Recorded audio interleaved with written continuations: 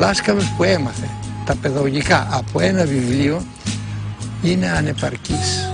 Εφαρμόζει βιβλία. Ο δάσκαλος που έχει παιδεία βρίσκει νέους τρόπους διδασκαλίας και επικοινωνεί καλύτερα με τα παιδιά και τα εμπνέει και τα οδηγεί. Το κεφάλι του παιδιού δεν είναι δοχείο για να το γεμίσουμε όπως νομίζουν τα βιβλία. Δεν είναι δοχείο για να το γεμίσουμε. Είναι σπίρτο και φωτιά που περιμένει να το ανάψουμε. Στα μάτια των μαθητών μου βρήκα το δάσκαλο. Έπρεπε να προετοιμάζομαι γερά για να μπορώ να τους προσφέρω όλα όσα έπρεπε. Να τους τα λέω απλά και μεθοδικά. Μόνον έτσι μπορούσα να κρατήσω τα μάτια τους δικά μου.